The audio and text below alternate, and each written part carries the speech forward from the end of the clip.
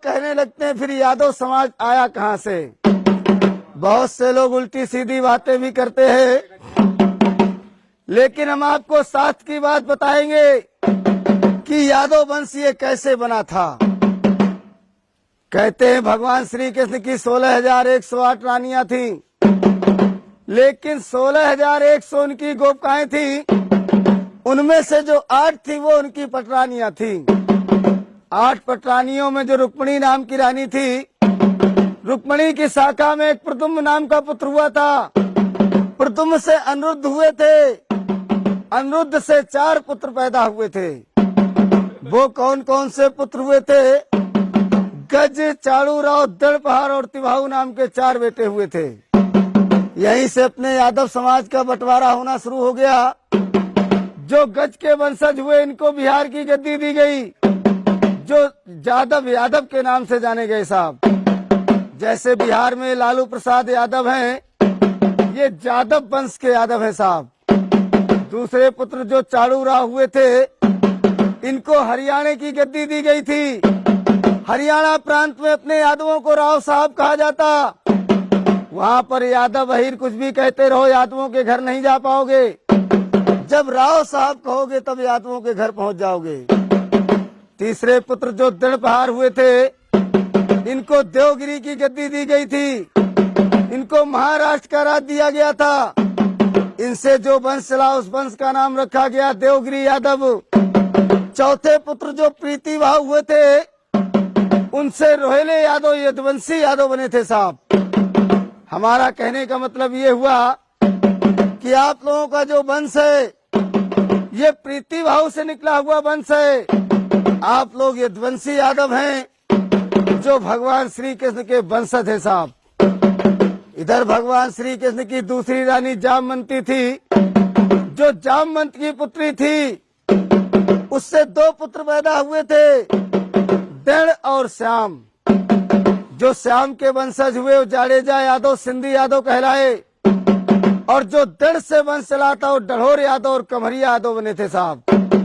जैसे कि मुलायम सिंह यादव हैं, भी कमरिया वंश के यादव है साहब। इधर बलदाऊ जी की शादी राजा रेवत की पुत्री रेवती के साथ में हुई। इनसे निषद उन्मुख नाम के 2 पुत्र हुए। इनको महोबे मध्य प्रदेश का राज दिया गया, जो बनाफर यादव और दौआ यादव के नाम से जाने गए साहब। ये जो अलाउद्दीन थे बनाफर कुली के यादव थे। इधर एक चकेरी का राजा उद्यम घोष हुआ था, जिसका बेटा हुआ शिषपाल घोष। शिषपाल घोष का वध भगवान श्री कृष्ण ने किया था।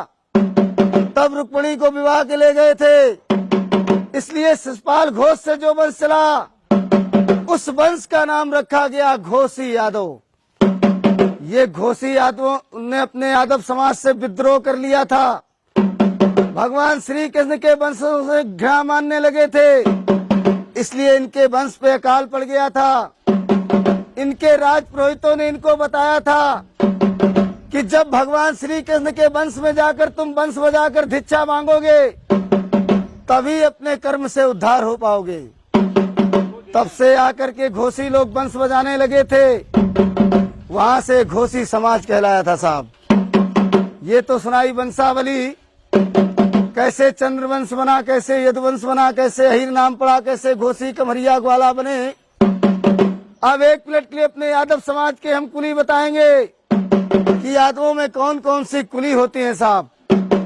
गोत्र तो सभी यादवों का त्रि है, लेकिन कुली सबकी अलग अलग है साहब। जैसे कि तुम्हारे ज्वारी है, राव है, दौआ है, किसनौट है, मजरोट है, घोसी है, कमरिया है, डढ़ोर है, गिरवरिया है, नागरिया है, ग्वालवंशी है, ग्वाला है। तुम्हारे पचोमार है, वाईमार है, दादा मार है, काठ है, दिसवार है, सुकरिया है, पापट है, बरतरिया है, रोरिया है, उधैनिया है, रजवनिया है, ओड़ा है, भुसिया है, बानरे हैं, नुनेरिया है, रहेस कुली है, लौदिया है। तुम्हारे बजुर कुली है, तुम्हारे जो बुजुर्ग कुली बुंदेले हैं, भाटिया है, निकोम है, शिमला है, सुनकट है।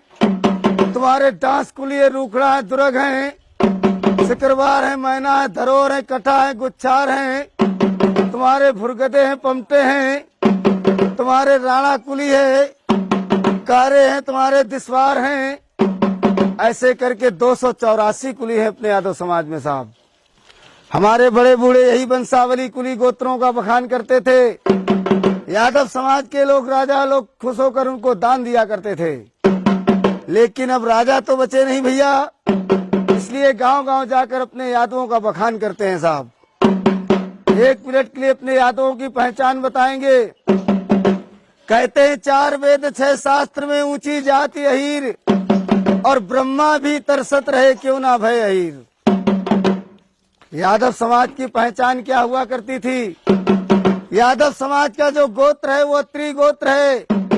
यादव समाज का जो वेद है यजुर्वेद है साहब। यादव समाज की जो कुलदेवी है महालक्ष्मी है।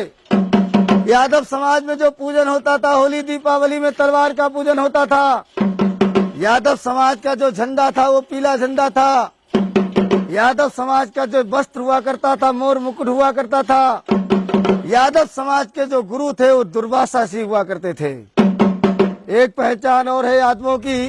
कहते छाती तानत शान से चाहो जहाँ जात शरीर, छाती तानत शान से चाहो जहाँ जात शरीर, मान हान और कट वचन सह नहीं सकत अहीर। सह नहीं सकत अहीर पड़े चाहे कितनों पिंगुल, सूली पे चढ़ जाए झुके नहीं सिर का सिंगुल। ये विशेष पहचान होती है अपने चंद्रवंशी क्षत्रियों में साहब। लेकिन बहुत से यादव लोग ऐसे भी मिलते हैं भैया जिनके